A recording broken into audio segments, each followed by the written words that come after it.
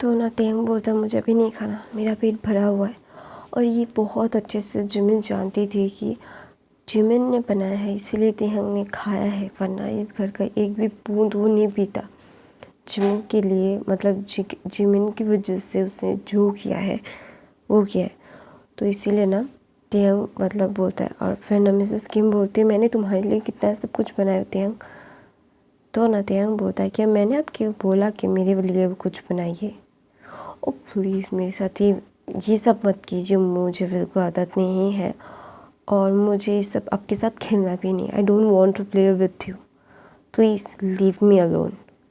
I don't want to miss my life right now. I am a clear person right now. I don't want to suffer you and me. Please अपनी अपनी life में settle रहिए। आप अपनी life में settle है, आपके भाई बीवी, आपके हस्बैंड है, आपका बेटा है। प्लीज़ आप खुश रहिए। आपको पीछे मुड़ के मेरे साथ रिश्ता जोड़ने की ज़रूरत नहीं है कोई भी। Please stay away for me right now please. Ma'am ऐसा बोल के ना तेंग थोड़ा सा रूड बन जाता है मिसेस किम के साथ। तो ना मिसेस किम रोने लगती है और तेंग को कुछ बोलने ही वाली थी। तो ना वहाँ पे जो मतलब जिन आके बोलता है मिसेस किम को तुम चलो यहाँ से। फिर बोलते आप लोग भी चलिए प्लीज़। तो नैन्सी और वॉइन अपना सर में हिलाते क्योंकि वो भी नहीं चाहते थे कि मिसेस किम के हाथों का खाना तेंग खाए। वो उन्होंने डिसाइड कर लिया था घर जाके तेंग को अपने हाथ से खाना खिला देंगे। वो ज़्यादा फैक्टर नहीं है उनके लिए। तो ना तेंग फिर जिमिन के साथ बातें करने लगते हैं। तो ना जिमिन बोलता है तुझे उनसे बात करनी चाहिए। तो ना तेंग जिमिन को देखता है और एक मुस्कुराहट देता है जिसमें कोई जान नहीं था। तो ना जिमिन बोलता है ऐसा मत कर, ऐसा मुस्कुराहट मत दे, मुझे अच्छा नहीं लगता है ऐसा मुस्कुराहट। तो ना तेंग बोलता है मैं तुझे एक बात बताता हूँ। मेरे डैड के 2 महीने बाद ही उन्होंने शादी कर ली।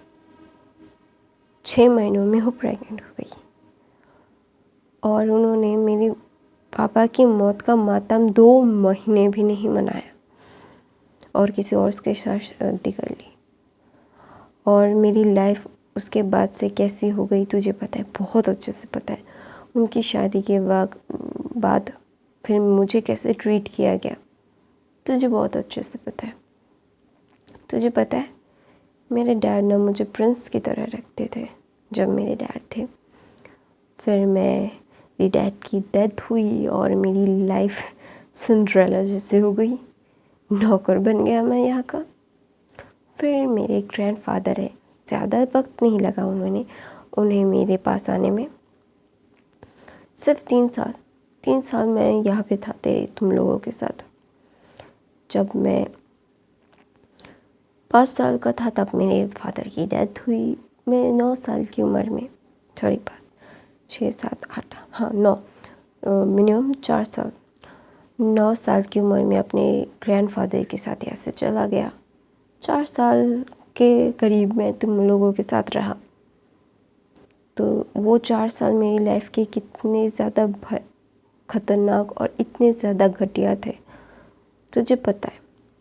तो तेरी मॉम, तेरे डैड, तेरा भाई, तू मुझे सेव करने की कोशिश करते थे जो तुम लोगों को कोई ज़रूरत नहीं था। मुझे क्यों सेव करते, मैं किसी और का बच्चा था। फिर भी तुम लोगों ने किया, लेकिन मैं तो उनका अपना बच्चा था ना। उन्होंने दोबारा मुझे कभी प्यार ही नहीं किया। वो कभी प्यार करती भी नहीं थी शायद मेरे डैड से या मुझसे। शायद मजबूरी रही होगी मेरे डैड, इसीलिए शायद एक बोलते हैं ना बैकअप प्लान, जो नहीं मिला उसका। तो इसीलिए तो मुझे ऐसे इंसान को अपनी लाइफ में दोबारा नहीं लाना। अभी वो ऐसा भी प्रिटेंड कर रही है कि मुझसे बहुत प्यार करती हूँ, मेरे लिए रो रही है। ये सब बुलशिट है यार। मेरे अंदर उनके लिए कोई फीलिंग्स नहीं है। ऐसा नहीं है कि मैं उनके लिए मर जा रहा हूँ। मेरे पास माँ है, मेरे पास डैड भी है जो मुझे बेहद प्यार करते हैं। मैं यहाँ पे पैरों की धूल था और वहाँ पे सर का ताज हूँ। तो अब बता, अगर तू मेरी जगह होता तो तू क्या करता, क्या चूज़ करता? ऑब्वियसली मैं पत्थर हूँ, मुझे दर्द नहीं होता और मैं उनसे गुस्सा भी नहीं हूँ, नाराज़ भी नहीं हूँ। गुस्सा उनसे हुआ जाता है जिन्हें आप लाइफ में अहमियत देते हो, आपके लिए कोई मायने रखता है, और वो औरत मेरे लिए कोई मायने नहीं रखती। हाँ, ये है कि उन्होंने मुझे जन्म दिया है, उनका सिर्फ इतना ही था। जन्म के बाद मेरे डैड ने सब कुछ किया। फिर 4 साल मेरे कैसे गए तेरे को बहुत अच्छे से पता। फिर 4 साल मेरे फादर की फैमिली ने मुझे कैसे रखा, ये मुझे बताने की ज़रूरत नहीं है, तू मुझे देख सकता है। तो ना जिमिन बोलता है, हाँ एकदम सही बोल रहा है तू तेरी जगह सही है, लेकिन तू एक चांस तो उन्हें दे सकता है, उनकी से गलती हो गई। तो ना तेयंग बोलता है, जिमिन मेरे साथ यहाँ पे जो हुआ मुझे उसका कोई गिल्ट मतलब वो गुस्सा नहीं है, ना ही मैं ये बोलता हूँ कि मुझे ऐसे टॉर्चर क्यों किया गया। नो, ऐसा बिल्कुल नहीं है, क्योंकि मुझे ये मतलब नहीं लगा, क्योंकि मेरी किस्मत में था तो हो गया। लेकिन मुझे क्या पिंच करता है जानते हैं, मुझे ये हमेशा से पिंच करता है कि मेरे फादर की डेथ 2 महीने भी नहीं बीते थे, मेरी आंखों के आंसू सूखे भी नहीं थे, मेरे ज़ख्म ताज़े थे, तब उन्होंने शादी कर ली। मतलब मेरे पिता की चिता की आग ठंडी नहीं हुई थी, सब छोड़ के उन्होंने शादी कर ली। उनका शादी का रिश्ता है तेरे चाचू का, और उन्होंने हाँ बोल दिया।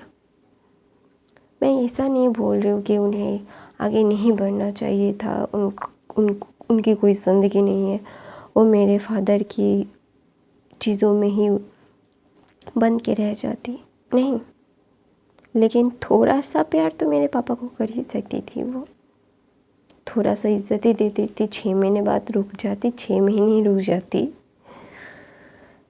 फिर ना तेंग अपनी गहरी सांस लेता है और बोलता है कि मुझे तकलीफ़ नहीं हो रही है, मुझे डिसअपॉइंटिंग फील हो रही है खुद से कि मैं ऐसी औरत से पैदा हूँ यहाँ हूँ, मुझे डिस्गस्टिंग फील होता है कभी कभी। तो ना जो जिमिन बोलता है, तेंग ऐसा मत बोल। तो ना बोलता है कि अगर तू मेरी जगह तो होता तो क्या करता। तो ना जिमिन चुप हो जाता है और अपना सर नीचे कर लेता है, क्योंकि बोलना बहुत आसान होता है दूसरों की चीज़ों में।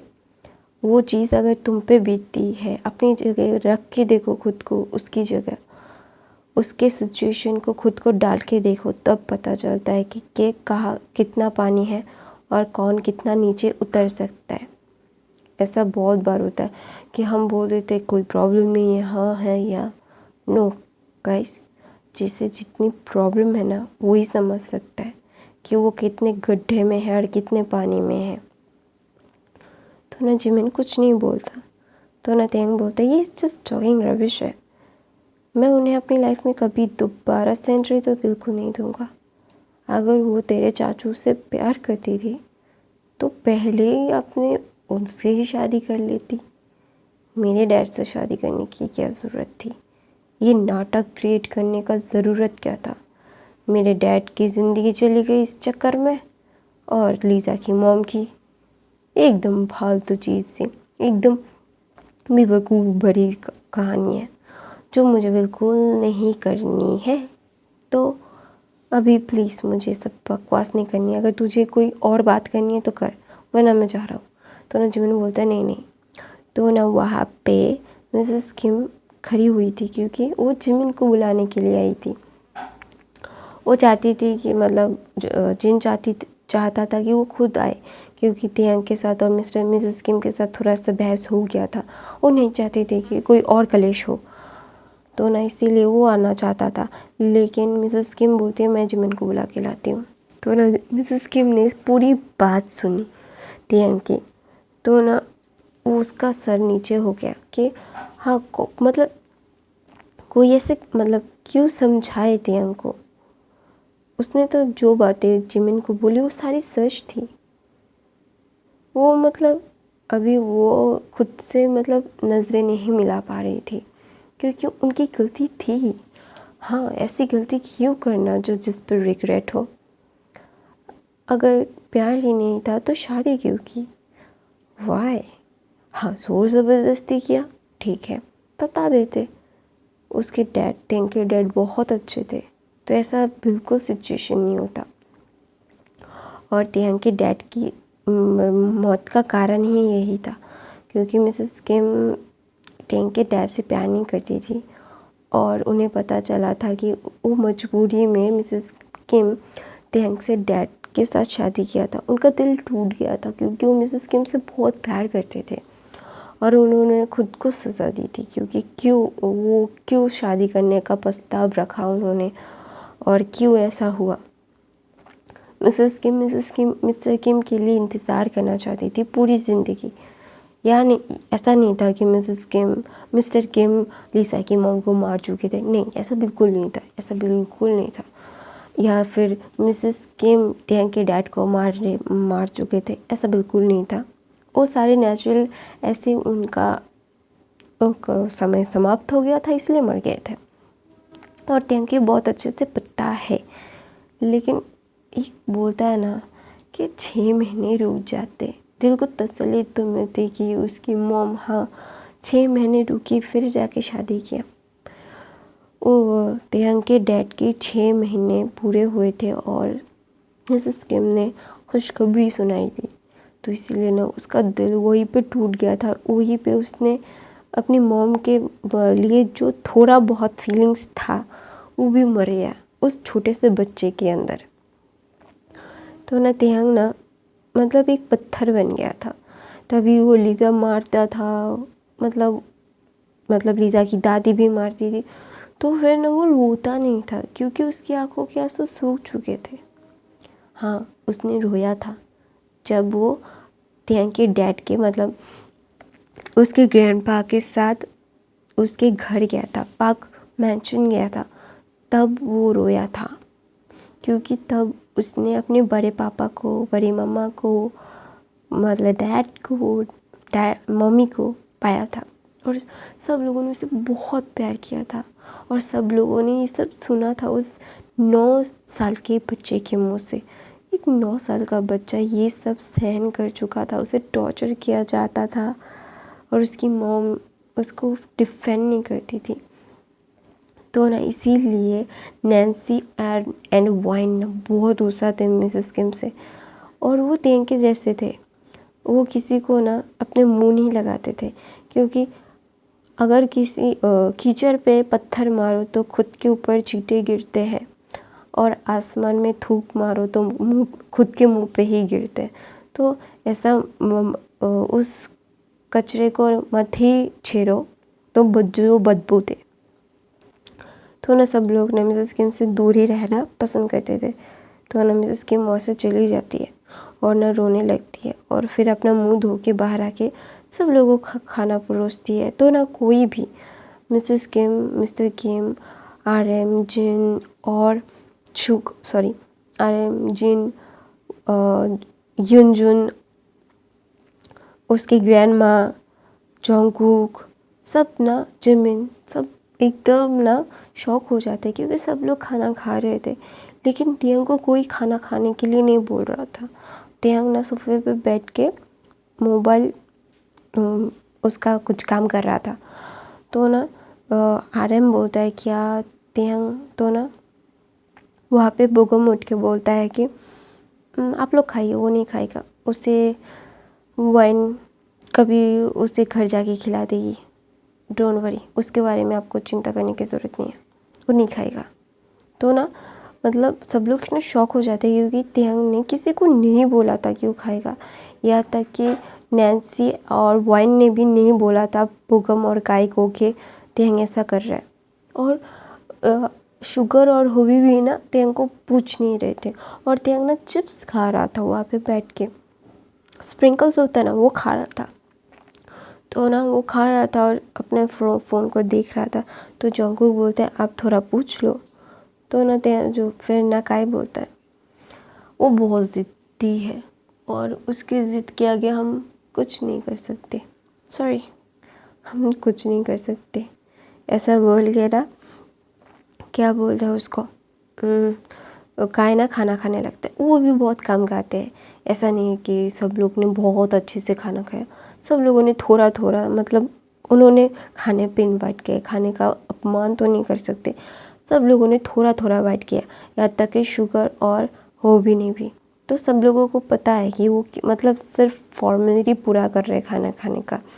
तो ना जिन बोलते हैं आपने खाना तो बिल्कुल अच्छे से खाया नहीं, मिठाई खा लीजिए। तो ना वो बोलते हैं अच्छा ठीक है।